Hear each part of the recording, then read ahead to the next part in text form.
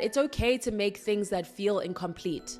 It's okay to make things where we feel like, oh, I could have edited line 17. I could have changed frame 8. It's okay. Give yourself permission. If you're someone stuck in research mode, you research.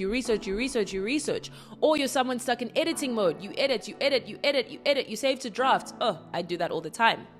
Let yourself share something that you to yourself believe isn't finished and see the power of that, and also see how it's received differently than that, because for you live with the idea, so to you it's not finished. To someone else, they feel invited into your perspective on that idea for the first time.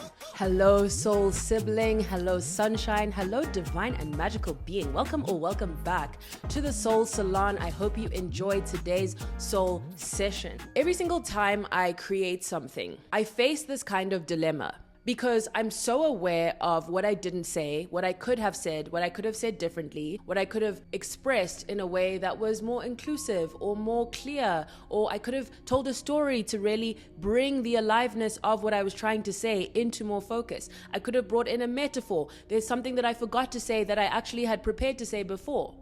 And it's always so present to me how much more this soul session or this video or this essay could have been had I only remembered to say the things that I now know to say. I'll be quite haunted by an episode and what I failed to say or what I felt I could have said differently, but I allow myself to be surprised pleasantly and also brought back to myself by the reception of the episode, of the essay. It's this beautiful reminder to me every single time that we are so hard on ourselves. We are so antagonistic towards ourselves. And if we let that voice win, we actually won't allow the work to reach the people who it's also there to serve and to teach and to enliven in its own way. And so something that I'm really proud of is, even as I create things that I feel in some way may be incomplete, I now see it not as my role as the artist to complete it. That really, because I'm someone who creates for the enjoyment, for the reception, I don't love the word consumption, of others, even though I do use it, but I try not to. Anyways, because I create for the consumption of others, there she did it, there she said she would, and she did. I know that it's not really my role to view this as a finished, again, the word product came. They are so in my consciousness. How do I get this system out of the way that I see the world? It's my daily work. But essentially, I know that this experience is a co-creation.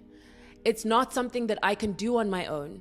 And I think because as artists, as creatives, as people who are making things, whatever you are making, it could be a friendship and the words that you wish you had brought to a conversation. Maybe you were in a conflict with someone and afterwards you're like, oh my goodness, why didn't I say that? Why didn't I remember to also say, oh, and also this, and that? And I think what we are facing when we have that experience of, oh, if only I'd said that thing, there's a kind of illusion that we are in confrontation with. Because had we said that thing, we probably would have come home and said, why didn't I say that other thing? Why didn't I bring up this example or this evidence, these receipts, you know what I mean? Or why didn't I bring this into the Soul Salon that day in my case? But what I face is that we are infinite beings. And so, of course, when we create something, we are facing this paradox of we have infinite vision and possibility and imagination, but we do kind of have finite ways that we can convey that vision into the material world. What do I mean by that? I can't make a 5-hour episode of every point and counterpoint and metaphor and example and story. I don't want to say that time is finite, because I don't want to play into this kind of war with time that capitalism and colonial consciousness has imposed on us. I don't want to play into the idea that we need to do things the most efficiently. But what I want to sit with at the same time, because I love sitting in the paradox, sitting in the contradiction, is that there is a way in which we are both infinite and finite. And our creativity invites us to be more nourishing. We love an invitation in the Soul Salon. Our creativity invites us to confront, to sit with, to accept this beautiful dance between the infinite and the finite. So we may have this vision for this book, this essay, this relationship, right? And in our minds, it's so romantic, it's so perfect, it's so wonderful. We go on a date, we embark on a relationship with a person, and what do we confront? There are limitations, or there are aspects that we wouldn't choose for ourselves that also make the relationship more real. The most optimistic part of me wants to say more beautiful, but often those aspects, we don't experience them as beautiful. But that is real. It's reality that we don't get to experience the tree without sometimes having shade in ways that we wish the sun could shine through. You know what I mean? Like everything has its both and, even more than that, more complex than that. But everything holds what it kind of gifts to us, and then also what it challenges within us. Essentially, doing this dance between the infinite and the finite, when we are imagining, we need to really recognize that while that is so divine and beautiful, and it's really powerful, they say that consciousness, what makes our consciousness so profound is the ability to imagine futures that don't yet exist and that also seem very possible. We could feel them in our bodies, but they aren't here. That's really profound. That's magic. If you really think about it, that is magic. It doesn't exist, and yet it's so vivid to me. I can see it. I'm in the room. I'm in the space. I'm on the stage, or wherever you are. I'm in the community circle that I don't yet have. How divine, how precious, how magical. And if we are to recreate the world, we need divine and loving imagination. There's no other way we can create the world. And I love critique, but we also need to recognize that it's this dual process. As Angela Davis says, we need both the deconstructive process, dismantling, destroying, deconstructing toxic systems, but we also need the constructive process, building, creating, reimagining, and then constructing in alignment with that imagination, rooted in the kind of world we want to see. But as we have this imagination and as we appreciate it, we need to also see that there are going to be times when we can't literally perfectly translate that imagination into the material world, because it's the material world. It has its kind of messiness.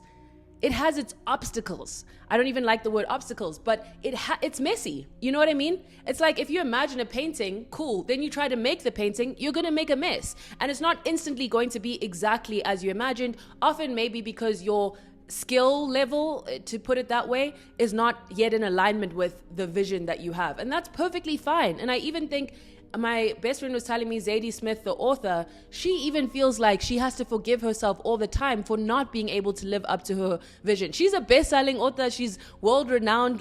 She's really an incredible writer, and she still feels that way. So it's kind of this surrender to the fact that this isn't a mistake, or this isn't an anomaly. It doesn't mean if you feel like, oh wow, I'm kind of disappointed in how this essay turned out, or like, ugh, this poem, it hit so hard in my dreams or in my head, but then I wrote it and I was like, it's not actually that there's anything wrong with you as a creator or an artist. You are facing life. Whenever you create, you are facing some of the deeper truths and paradoxes of life. So when you are facing the fact that the poem didn't come out exactly as you had it in your mind, you are experiencing, remember that quote from Sadhguru from a few soul sessions ago, in this moment, there is all of life. So if you really sit with this disappointment you feel in the work, and you understand that you had a vision, you brought it to life, it's not quite as you imagined, that is all of life. That is the relationship we imagine being in, but then we try to actually experience relationships and we're so disappointed. Or that is the vision of something that we had that doesn't always perfectly come to life. If we can sit with that and say, I'm still worthy of creating, I'm still worthy of relating, I'm still worthy of experiencing things that I want to experience, even if I can't live up to this perfect imagination in my head. And just like our sensitivity, and how we need to let our sensitivity guide our art rather than stop us from making art at all. I have a soul session on this. And at the same time, our imaginations are just the same. So while we may imagine an amazing vision, don't let the perfection of the vision stop you from trying to create at least something in the real world. Because what is the difference between the vision and the real world? What is the key difference? The key difference, they all exist in the universe. They're all divine, they're all magical, and not all visions have to be brought to life. But the difference is, if you allow yourself to create what you see, other people get to experience it with you. When we allow the vision to exist imperfectly in the real world, then other people get to partake in our consciousness, in our understanding, in our perspective. And that is such a beautiful offering. That is such a beautiful invitation. And so now when I finish an episode and I'm like, oh no, this is wrong and that is wrong. When the episode is out and I'm a bit nervous because it's just nerve-wracking to share yourself, I'm like, you know what?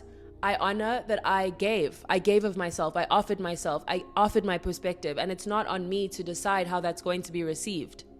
So the idea that I want to make sure really comes across is that our creativity is a realm of reality that allows us to be in deeper touch with certain truths of existence. And that is that there is no perfection. There is no completion. Nothing can ever really be. I'm sure your favorite book, the author's like, oh, but chapter 17, had I just had that plot twist this way. But thank goodness they just allowed the book to exist because it influenced you so much. I'm sure your favorite movie, the director or the editor or the costume designer was like, you know what, like, I could have done this or that differently. So what we need to accept is that it's okay to make things that feel incomplete.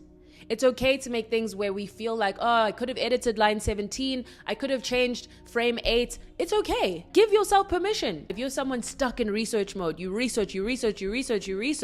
Or you're someone stuck in editing mode, you edit, you save to drafts. Oh, I do that all the time. Let yourself share something that you to yourself believe isn't finished and see the power of that, and also see how it's received differently than that, because for you live with the idea, so to you it's not finished. To someone else, they feel invited into your perspective on that idea for the first time. They feel invited also to dance with their own perspective. Maybe you say the exact thing they've been thinking for a long time but haven't had the language for. So I really just want to affirm in each of us that we deserve to make things as they are, as they can be, and accept, yes, there were more words that we could have said. Yes, there was better editing that we could have had, quote unquote better, right? Or more editing. Yes, we could have researched more for the episode. That's always going to be true. And especially in the information age, babes, there's always going to be more research you can do. So that is absolutely true. And also, I'm worthy of creating as I am now, in my consciousness now, not delayed, not after I read that book, not after no, that is beautiful. It's a beautiful act to want to, receive more information. I understand that, and I'm not denying that need at all. But I am saying that sometimes we mask the fact that we're using all of this planning and editing to mask over the fact that we don't feel worthy. We don't feel good enough. So we say, okay, cool. If I just edit this more, then I'll be deserving of having a piece that I finish and that I share. But actually, you're already deserving. You could go to all your drafts now, and especially for short form, for example, TikToks, I bet if you posted all your drafts, one of them would really resonate with someone, or any of them could resonate with people. Not to put the emphasis on virality, but more the idea that like our work is resonant even when we feel it's unfinished. So I want to invite you to ask yourself, in what way are you hiding from this deep truth and uncomfortable truth that nothing is ever truly finished? You know what I mean? In the sense of nothing more could be done to it. Because we live in a world of infinite possibility. Because we live in a world of infinite information now. Because we live in a world of just infinite changes you could make. You could change any single word. You could change the structure of the sentence. You could change this last line to the first line. So in what way are you actually silencing yourself by not allowing yourself to accept that you are worthy of making things even if they feel unfinished to you? Just as we are worthy of being in imperfect friendships, imperfect relationships. By that I mean that perfection itself, completion itself, saying everything you need to say, having the fullest closure possible, it's often really an illusion. It's a fantasy, you know what I mean? Because even if you had said those words, I promise you probably would feel there were more to say, right? And so I think it's important to invite yourself to say, what am I not allowing myself to create or accept in my life because of this illusion of completion and perfection that I'm hanging onto? And what would I rather cling to instead? So for me, I'd rather cling to the notion that there's no point in me having these ideas. And actually, let me read you the exact words I wrote down because I think they're actually very powerful. Okay, this is the exact word for word. I will screenshot it from my Notion document. The topic is called, "What's the point of dying with all your ideas?" Let that sit in the soul salon. And then the description says, I could either execute on an imperfect version of my ideas or die only with my illusion of having the potential to complete an idea perfectly. So I think that's so important. I could either execute on the imperfect version of my ideas or die only with the illusion of the idea that I had the capacity to create the perfect version. I think that is literally like, damn, that is so profound. Like, I'm just like, that's so cool. It's so true. When we are facing ourselves and just creating or sharing or doing imperfectly, we get to face this truth of like, damn, there's this chasm, there's this gap, there's this void between what I feel capable of making and what I made.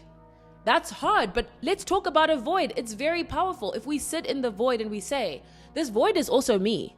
This void is also part of the human experience. You can't have a universe without holes and voids and spaces between things, without gaps. It's part of nature. So yes, I also deserve to live through with, create through with, be through with the gap. So what are you stopping yourself from allowing yourself to create imperfectly and accepting will never be fully finished? What are the ideas you would rather work on imperfectly and share imperfectly if you feel called to, than keep the illusion that you actually can and will make it perfectly? I love you so dearly, and no matter what you choose to do, you are so infinitely divine and worthy and magical. You have absolutely nothing to prove, even to yourself. Even though we are creative beings, we always are kind of striving towards creating things that don't yet exist, whether that's community, art, friendship, different ways of relating to people who are already our friends, different relationship structures, and then also videos, essays, poems, books, movies, worlds, whatever we want to create. We also are not that creation. And even as many of us, like I have so many ideas that it's not actually possible for me to complete all of them in a lifetime. I do want to do as many of them as I decide to give my love to, but I've accepted there are certain things where I'm like, oh, that idea is flirting with me, but I'm going to let it go. I'm going to let it be there for someone else. And what's beautiful is because we are the collective, I know that that idea is resonant to someone else. I know that that idea is talking to someone else through the energy of desire and intrigue that it is carrying for them. And maybe their desire, their intrigue, their energetic pull to that idea is much stronger than mine, and therefore they will actually create it. And I think that's really wonderful as well, to step out and say, do I need to be the one to make this idea, or do I just want the benefit of having the idea to be made? Okay? So why I say that you are infinitely worthy and divine is often we then use this creative drive as a way to kind of escape the fact that we don't feel worthy when we're not accomplishing things, when we're not achieving the things we said we wanted to achieve or we had visions to achieve. What we feel called to create, our creativity, it's always going to be polluted by and affected by this capitalist and elitist and hierarchical society that we live in. So we have to be very careful as we do this dance between our creativity and between the structures that want to constrain it. So for me, if I'm honoring my consciousness and I'm honoring my truth, I did what I came here to do. If I'm speaking from love, if I'm speaking words that have held me, literally, I am aligned. I did it. You know what I mean? It's not about numbers. Of course, that's part of the world that I create art in, but I have to detach from that because I won't be able to stay in the spiritual realm that I'm trying to exist in if I let it overly be determined by the algorithms, the technology. That's just a vessel. It's a portal through which I get to share, experience, and be experienced. But if I make the portal my identity, it leads to a very dark place or a very unsoulful place. And here in the Soul Salon, we want to stay soulful, and we don't want to let these big tech companies define us, define our worth, define our creativity. Oh, she's a good creator because these are how many followers she has. No. We literally can't be measured. That's the irony, the paradox. I wanted to keep these episodes a bit shorter these days, so I'm going to leave it here with you. I hope you feel called to allow something that you previously thought was unfinished to be finished, and face that life is always unfinished. We sometimes try to make life something that can be completed, and I just think it's uncompletable. It's not even meant to be completed. We're like a blip in this universal spectrum and experience, and it's wonderful that we get to experience it. But similarly to the wisdom of uncertainty, there's also wisdom in seeing life as a kind of always evolving and never fully complete aspect. Because even after we die, are we complete when our energy still exists in other people? You know what I mean?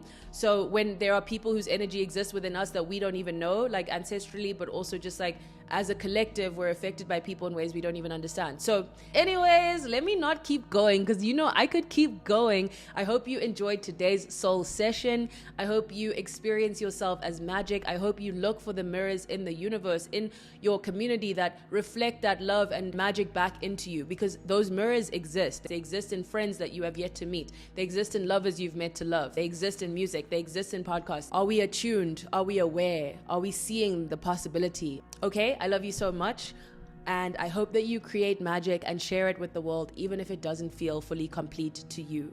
Remembering that we create also for, through, and with each other. I love you so dearly. I will see you on next week's soul session. I hope you have a wonderful day. Bye. I hope some paradigms have been shifted for you in today's conversation. As always, if you can, please leave a 5-star rating on Apple and Spotify. Like, comment, subscribe. I love you so, so much. Okay? I love you. Join me on my Substack. Links in the comment section. Go there. Okay? Love you so much. Love you. Bye.